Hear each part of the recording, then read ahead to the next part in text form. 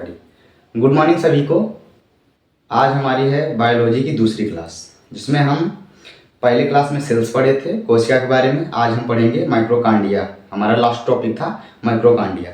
तो देखिए, माइक्रोकांडिया जो होता है ये ऊर्जा का हार्स पावर कहा जाता है। ये ऊर्जा प्रोड्यूस करता है, ऊर्जा को बनाता है। जैसे कि मान लीजिए किचन, इसको एक तरह से मान लेते हैं हम किचन। ये भोजन को बनाता है और सभी अंगों में भेजता रहता है माइक्रोकांडिया। और सभी सभी अंगों के पास अपना अलग अलग माइक्रोकांडिया है। हाथ के पास अलग माइक्रोकांडिया है, या आपके पेट के पास अलग, चेस्ट के पास अलग, पैर के पास अलग, आँख के पास अलग, जीभ के पास अलग माइक्रोकांडिया है। सबके पास अलग अलग माइक्रोकांडिया है। जैसे कि मान लीजिए कभी कभी कोई अंग ज़्यादा काम करता है तो वहाँ की ऊर्जा खत्म हो जाती है। तो ऊर्जा खत्म हो जाती है तो ऊर्जा को उधार लिया जाता है। तो जिससे उधार लिया जाता है उसे हम बोलते हैं गोल्जी काय। गोल्जी काय से गोल्जी बॉडी या गोल्जी काय, उससे हम ऊर्जा को उधार लेते हैं, ऊर्जा का आदान प्रदान करते हैं, ऊर्जा का संचरण करते हैं। तो देखिए माइक्रोकांडिया, तो माइक्रोकांडिया की खोज अल्टमैन ने किया था। माइक्रोकांडिया की खोज किसने किया था?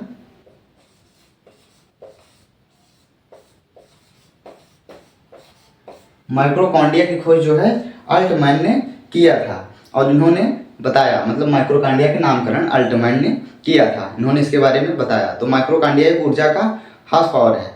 देखिए माइक्रोकांडिया आपको दिखता इस तरह से है।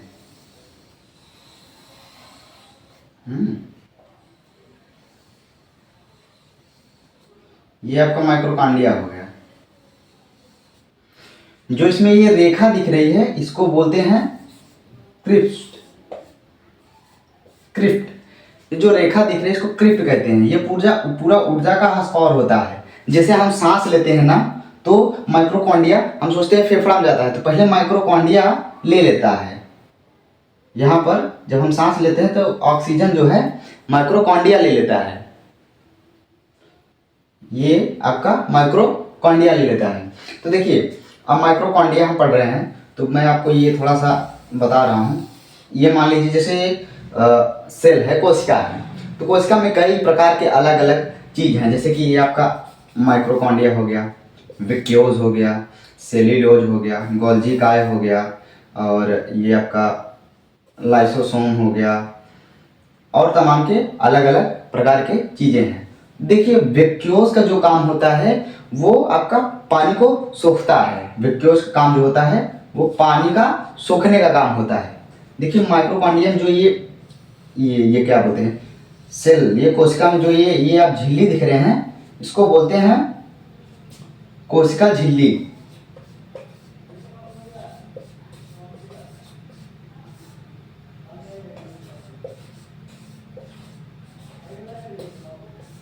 कोशिका झिल्ली, ठीक। अब देखिए कोशिका झिल्ली जो होती है ये आपकी पूरा प्रोटीन की बनी होती है। कोशिका झिल्ली जो है आपकी ये आपकी पूरा प्रोटीन की बनी होती है।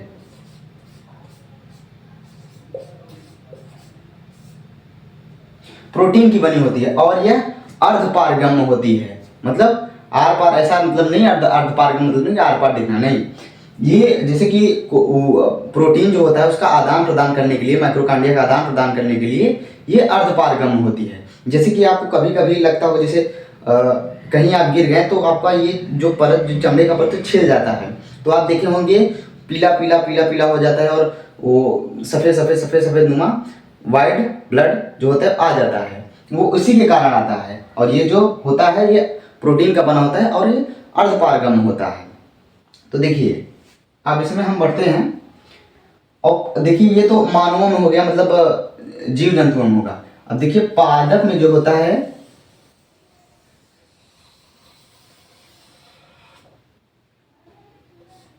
ये कोशिका झिल्ली तो होता ही है, पर उसके साथ साथ ये अलग से सेल वॉल होता है।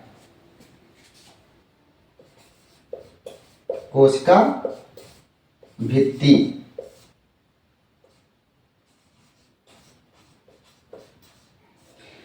जो पादप में अलग से कोशिका भित्ति होता है। हम लोगों का तो है, मतलब हम लोग कुछ पहने रहते हैं, चोट लगती है तो हमें समझ में आता है। पेड़ पौधों में क्या है, वो तो बेचारे ठंडी में भी वैसे पड़े रहेंगे, गर्मी भी वैसे पड़े रहेंगे और बरसात में भी वैसे पड़े रहेंगे। और कभी फल दिए तो उनको लोग ढेला मार देते। ऐसा तो उनका कोशिका झिल्ली तो ऐसे फट के समाप्त हो जाएगी, तब तो इनका अंत हो जाएगा। तो क्या दिमाग लगाया भगवान ने, खुदा ने क्या दिमाग लगाया है, इनको अलग से एक दिया है सेल वॉल, ताकि इससे इनको प्रोटेक्टेड मिल सके।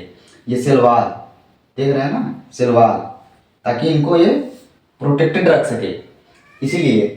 और ये कोशिका में पाया अपना क्या कहते हैं, जीव विज्ञान वालों को पाया जाता है ये, और पादप वालों में पाया जाता है ये कोशिका भित्ति, और जीव विज्ञान वालों को पाया जाता है कोशिका झिल्ली। इसमें कोशिका पादप में कोशिका झिल्ली और कोशिका भित्ति दोनों पाया जाता है आपका।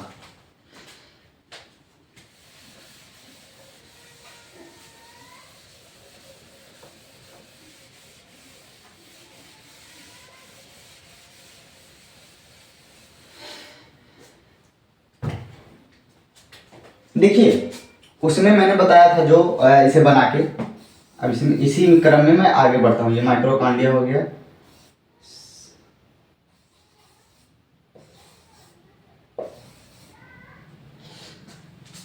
देखिए गोल्जी बॉडी का क्या काम है, ये ऊर्जा का आदान प्रदान करता है। जैसे कि कहीं की ऊर्जा खत्म हो गई, या फिर मैं ज़्यादा बोल रहा हूँ तो यहाँ की ऊर्जा खत्म हो जाएगी, तो मैं धीरे धीरे इसमें तो मेरी जवान लड़खड़ाने लगेगी। तो ये जो गोल्जी बॉडी होती है ये ऊर्जा का आदान प्रदान करती है। ठीक, गोल्जी बॉडी जो होती है ये ईर्जा का आदान प्रदान करती है।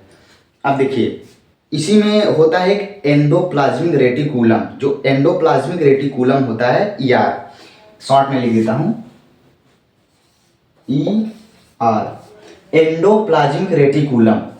कहीं कहीं आप देखे होंगे ये कोशिका हमारी ये एक समतल में है, मतलब ठीक में है। इसका एंडोप्लाज्मिक रेटिकुलम का क्या काम होता है पता है? आपकी कोशिका के ढचकने पचकने से बचाने के लिए होता है एंडोप्लाज्मिक रेटिकुलम। जैसे कि आप कहीं गिर गए, कोशिका ऐसे लगेगी तो उसमें पचक जाएगा, फूल जाएगा, तो इसे नियंत्रण रखने में ढचकने पचकने से बचाने के लिए किया जाता है। अब देखिए इसके प्रकार,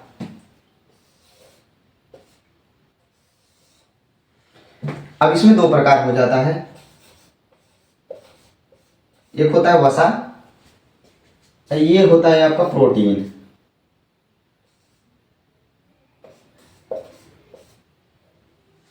वसा में तो आप जानते ही होंगे चर्बी और भी आता है, वसा में चर्बी फैट ये सब आता है।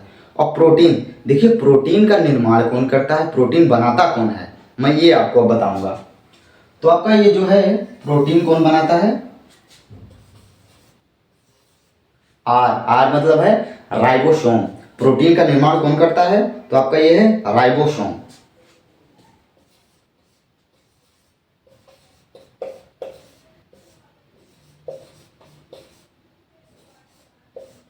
देखिए प्रोटीन का निर्माण आपका राइबोसोम करता है।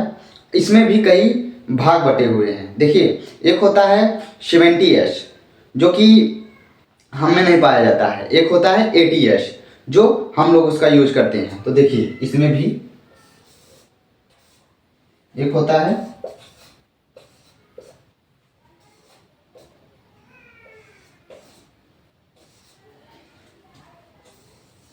ये कीट पतंगे जैसे चीजों में पाया जाता है कम प्रोटीन, ये हम में पाया जाता है। यही हम में भी पाया जाएगा, हाथी में पाया जाएगा, भैंस में पाया जाएगा, हर एक प्रकार के जानवर में यही पाया जाएगा। तो देखिए अब इसी क्रम में हम आगे बढ़ते हैं।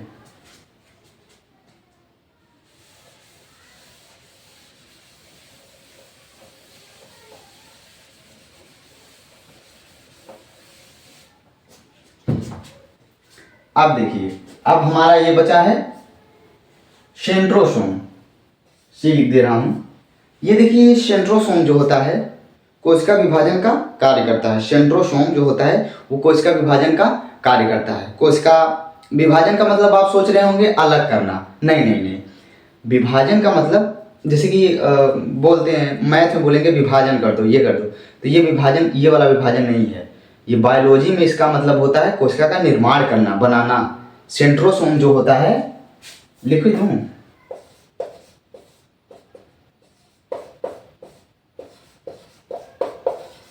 सेंट्रोसोम जो होता है ये आपका कोशिका का विभाजन करता है, मतलब निर्माण करता है। विभाजन मतलब बायोलॉजी में निर्माण करना होता है। ये कोशिका को बनाता रहता है, रिप्रोड्यूस करता रहता है, हमेशा नए कोशिका को जन्म देता रहता है। ये आपका क्या है? सेंट्रोसोम है। जैसे कि आपकी कोशिका मृत हुई तो वो तुरंत उसको बना देगा। कभी कभी आप देखे होंगे कि हमारे हाथ में से निकलने लगता है चमड़ा, और कभी कभी पैरों में से निकलने लगता है। तो जितना वो निकलता है उससे दोगुना वो कोशिका का निर्माण कर देता है। ये आपका सेंट्रोसोम, ये आपका सेंट्रोसोम जो क्या है? कोशिका का विभाजन करता है।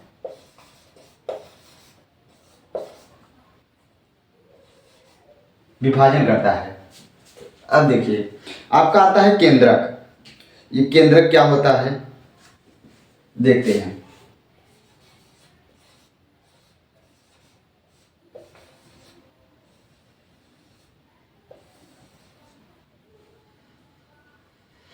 तो देखिए केंद्रक की खोज आपके रॉबर्ट ब्राउन ने किया था। रॉबर्ट हुक ने कोशिका की खोज की थी और रॉबर्ट ब्राउन ने केंद्रक की खोज की थी। केंद्रक और कोशिका आप दोनों को मिला मत दीजिएगा। कई कई बार ये क्वेश्चन पूछ लिया गया है कि कोशिका की खोज किसने किया था, तो आपके रॉबर्ट हुक थे। केंद्रक की खोज किसने किया था, तो आपके रॉबर्ट ब्राउन थे। और देखिए कोशिका का ब्रेन जो है केंद्रक को ही कहा जाता है। कोशिका का ब्रेन किसे कहा जाता है पूछेगा तो आप बताएंगे केंद्रक को कहा जाता है। कोशिका का दिमाग,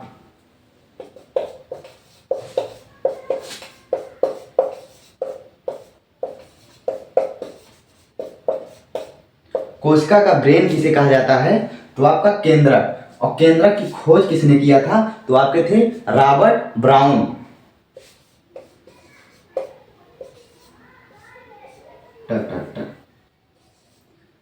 रॉबर्ट